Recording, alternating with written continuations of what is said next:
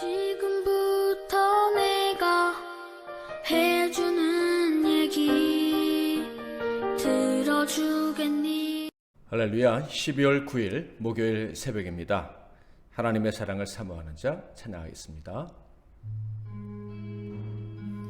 하나님의 사랑을 사모하는 자, 하나님의 평안을 바라보는 자, 너의 모든 것 창조하신 우리 주님이 너를 얼마나 사랑하시는지 하나님께 찬양과 경배하는 자, 하나님의 선하심을 닮아가는 자, 너의 모든 것 창조하신 우리 주님이 너를 자녀 삼으셨네.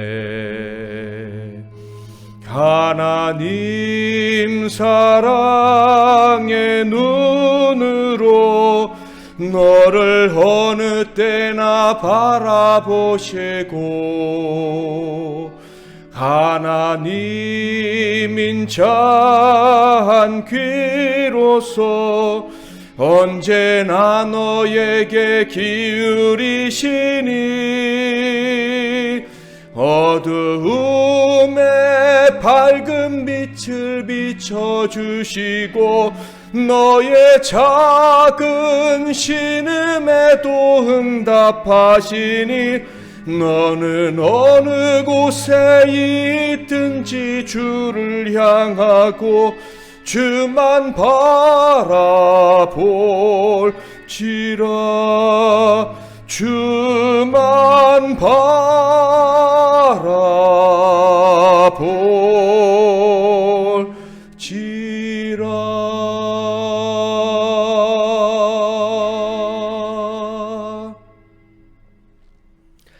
할렐루야. 오늘 하나님께서 주시는 은혜의 말씀은 신약성경 로마서 13장 8절에서 10절 말씀이 되겠습니다. 로마서 13장 8절에서 10절 말씀 봉독해 드리겠습니다. 피차 사랑의 빛 외에는 아무에게든지 아무 빛도 지지 말라. 남을 사랑하는 자는 율법을 다 이루었느니라. 간음하지 말라, 살인하지 말라, 도둑질하지 말라, 탐내지 말라 한 것과 그 외에 다른 계명이 있을지라도 내 이웃을 내 자신과 같이 사랑하라 하신 그 말씀 가운데 다 들었느니라. 사랑은 이웃에게 악을 행하지 아니하나니 그러므로 사랑은 율법의 완성이니라. 아멘. 오늘은 사랑은 율법의 완성, 사랑은 율법의 완성이라는 제목으로 하나님 말씀을 상고하겠습니다. 오늘 새벽 우리에게 주신 말씀은 말씀드린 대로 사랑은 율법의 완성인데 말씀에 나와 있는 그대로입니다. 8절과 10절을 다시 한번 읽어볼까요? 피차 사랑의 빛 외에는 아무에게든지 아무 빛도 지지 말라. 남을 사랑하는 자는 율법을 다 이루었느니라. 사랑은 이웃에게 악을 행하지 아니하나니 그러므로 사랑은 율법의 완성이니라. 자, 그렇다면 사랑이 율법의 완성이라고 하셨는데 그 이유가 무엇인지 오늘 본 말씀에서 분명히 알 수가 있어요. 바울은 사랑이 율법의 완성인 이유는 사랑은 악을 행하지 않기 때문이다 라고 분명하게 가르쳐주고 있습니다. 그러니까 사랑은 악한 행동이 아닌 의로운 행동을 하는 동기가 되기 때문에 이 사랑을 행하는 자는 율법을 완성할 수 있다라고 이야기하는 것입니다. 자, 그렇다면 한 사람이 누군가를 사랑한다면 그는 의로운 사람이라고 할 수가 있을까요? 사랑하니까 그는 언제나 의로워 이렇게 말하는 것이 합당할까요? 이 말은 맞을 수도 있고 틀릴 수도 있습니다. 모든 사람이 사랑한다고 해서 다 의롭다고는 할 수가 없을 것 같습니다. 왜 그렇습니까? 이 질문에 대한 답은 결코 어렵지 않지요. 우리는 사랑의 감정이 진짜가 아닌 것으로 나타나는 모습들을 수없이 볼 수가 있습니다. 사랑한다고 했는데 나중에는 아니라고 부정하는 사람들을 쉽게 만날 수 있는 것이죠. 우리는 진지하게 사랑했어요. 그런데 이제 아니에요 라는 말을 듣기도 합니다. 사랑이 변했다고 상대방에게 악을 행하는 경우도 봅니다. 배신을 했는지 배신을 당했는지 알 수는 없는데 어쨌든 우리가 이제 살아가는 사이가 아니기 때문에 오히려 원수다라고 하는 사람들도 쉽게 볼 수 있다는 거예요. 그렇다면 그 전에 그가 했던 사랑은 의라고 보기에는 참 어렵죠. 심지어 어떤 사람은 상대방에게 해를 끼치면서도 나는 당신을 사랑하기 때문에 이렇게 한다라고 말하는 사람도 있습니다. 자식에 대한 부모의 사랑조차도 때로는 자기 애에서 나오는, 즉 이기적인 목적에서 나오는 경우도 있음을 우리는 확인합니다. 그래서 부모의 사랑이 자식에게 고통과 절망을 안겨주게 되었다라는 이야기도 우리는 흔히 만나게 되는 것입니다. 이 밖에 수많은 예들을 통해서 사랑은 참으로 의로운 것인가 라는 이 사도 바울의 말에 우리는 질문과 또 회의도 느낄 수가 있는 거예요. 자, 이를 통해서 우리는 이런 생각을 하게 됩니다. 참된 사랑을 할 수 있다고 했는데 그렇다면 참된 사랑을 할 수 있는 사람과 없는 사람은 구별되는 것인가? 즉 모든 사람이 다 사랑을 하고 또 사랑을 원하지만 참된 사랑을 실천할 수 있는 사람은 따로 있다는 말인가? 라는 질문을 하게 되는 거예요. 그 질문에 대한 대답은 그렇습니다 라는 거예요. 맞아요. 진정한 사랑을 하고 그 사랑을 완성할 수 있는 사람은 구별되어 있는 것입니다. 사랑을 통해서 율법의 완성, 즉 하나님께 의롭다함을 받을 수 있는 사람은 따로 구별되어 있다라는 거예요. 모든 사람이 사랑으로 율법의 요구를 다 이루는, 즉 의롭다 인정을 받는 그런 행동을 할 수 있는 것이 아니다라는 말씀이에요. 자, 그렇다면 누가 완전한 사랑을 할 수 있을까요? 어떤 사람이 완전한 의가 되고 악에서 떠난 그런 사랑을 행해서 율법의 요구를 충족시키고 의롭다 인정받는 사람이 될 수가 있을까요? 8절에 보면 완전한 사랑을 할 수 있는 사람은 빚진 자다라는 것을 알 수가 있습니다. 8절을 볼까요? 피차 사랑의 빚 외에는 아무에게든지 아무 빚도 지지 말라. 남을 사랑하는 자는 율법을 다 이루었느니라. 이 말씀에서 우선 아무 빚도 지지 말라라는 말씀을 먼저 주목해서 보겠습니다. 여기서의 빚은 아주 많은 경우를 포함하고 있는 것입니다.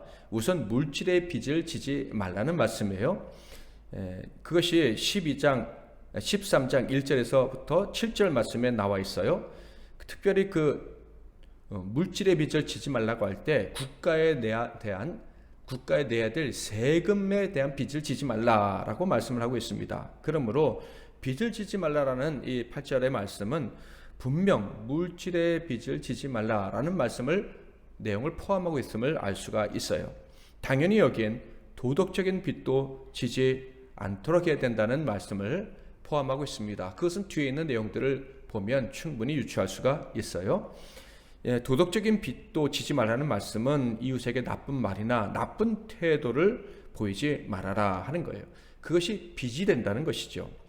특별히 아무에게도 빚을 지지 말라 이렇게 말씀하셨는데 이것은요 계속해서 아무에게도 아무런 빚도 지지 말라는 말씀입니다. 그러니까 참된 그리스도인은 계속해서 사람들에게 물질의 빚이나 도덕적인 윤리적인 빚을 지지 말아야 된다라고 말씀하시는 거예요. 그러니까 완전한 사랑, 악이 침범할 수 없는 의로운 사랑을 하고 싶다면 먼저 빚이 없어야 된다라고 가르쳐주고 있습니다. 이것은 당연한 거죠. 우리가 누군가에게 돈이나 윤리적 빚을 지고 갚지 않는다면 그 자체가 악이고요. 그것은 상호간에 악한 일이 발생하게 하는 이유가 되는 것입니다.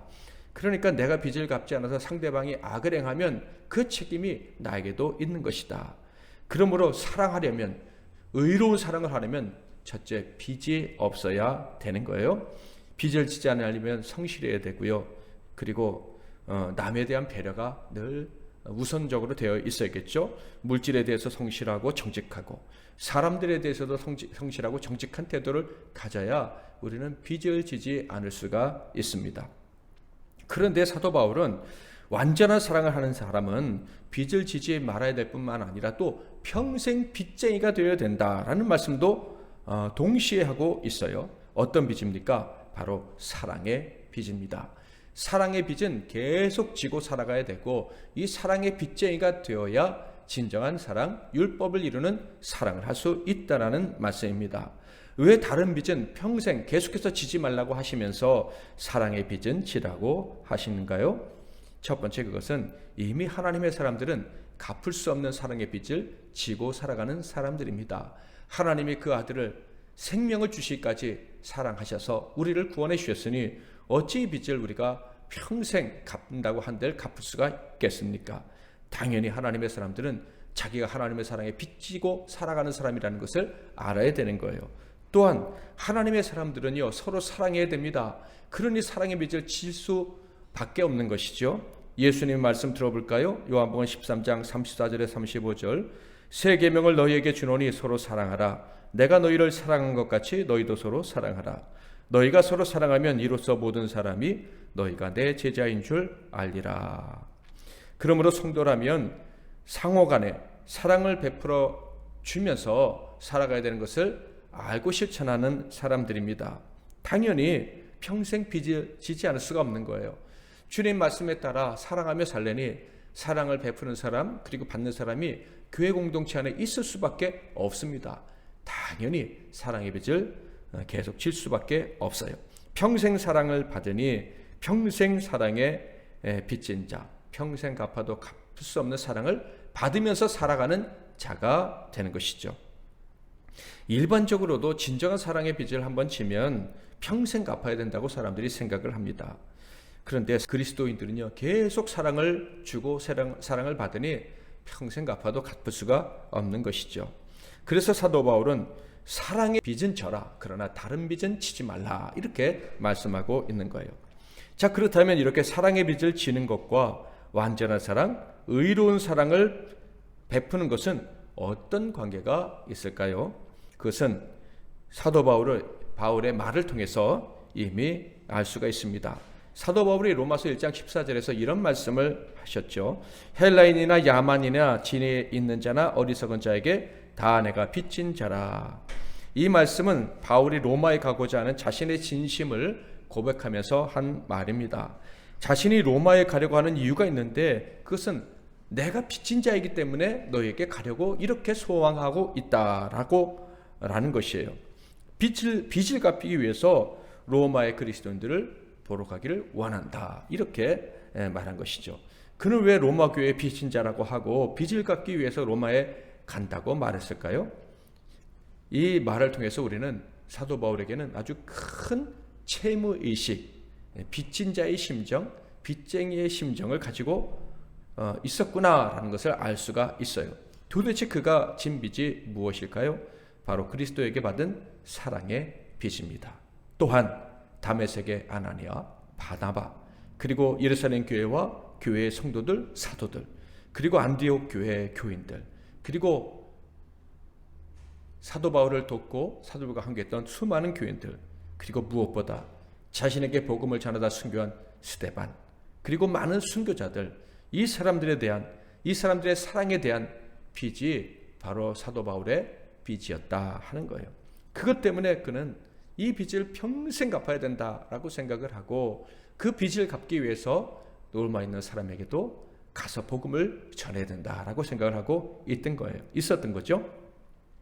사도 바울은 택하심을 받고 그리스도의 사랑을 깨달은 순간부터, 그리고 성도들의 사랑을 자신이 받고 있다는 것을 안 순간부터 자신은 갚을 수 없는 빚쟁이라는 사실을, 빚진 자라는 사실을 인식하고 살았던 것입니다. 그래서 로마 교회 교인들에게도 나는 빚진 자다라고 이야기를 한 것이죠. 사도 바울은요, 이런 경험을 통해서 진정으로 사랑의 빚진 자가 된다면 완전한 사랑에 이를 수 있다는 것을 깨닫게 된 것입니다. 사랑의 빚을 갚기도 바쁜 사람이 있습니다.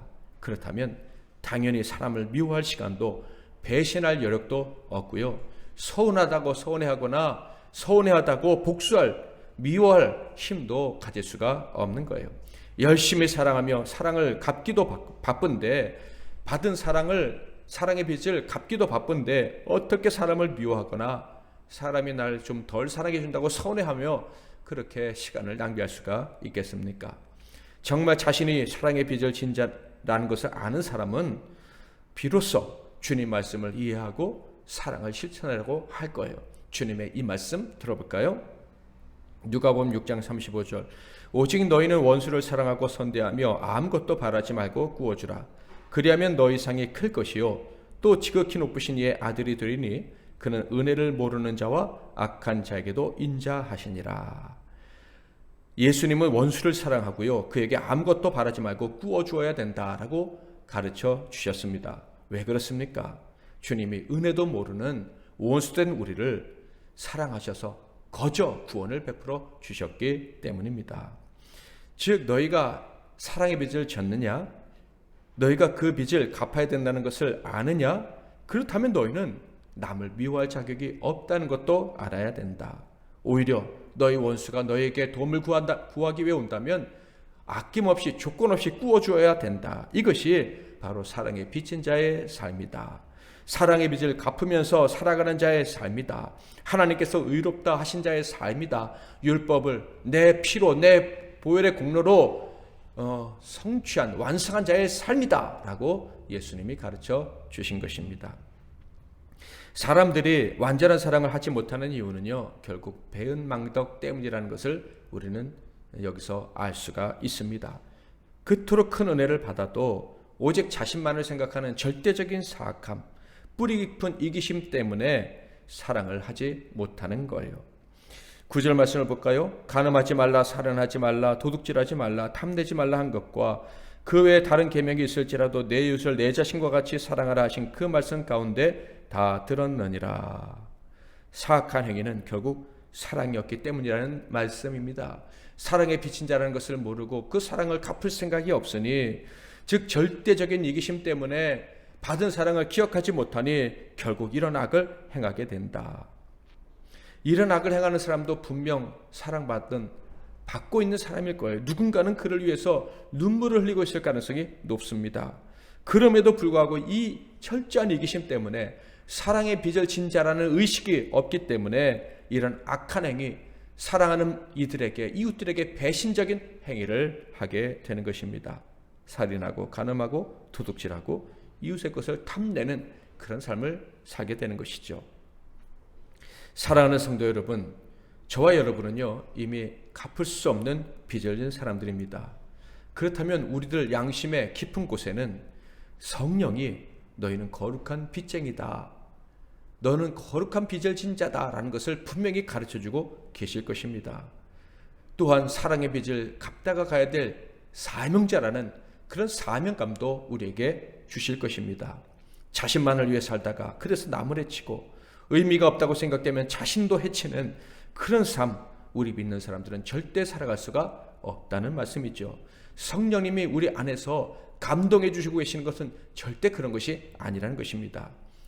사랑하는 성도 여러분, 저와 여러분은 마지막 날까지 사랑의 빚쟁이로 살아야 합니다.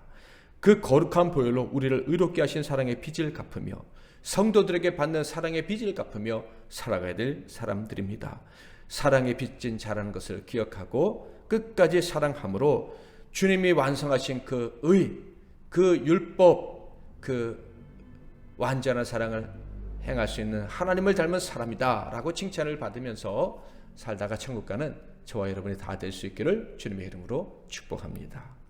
오늘도 말씀 붙잡고 기도하시고 승리하시는 하루 되시기를 바랍니다. 제가 먼저 잠깐 기도하고 이어서 여러분 기도하시고 하루를 시작하십시오.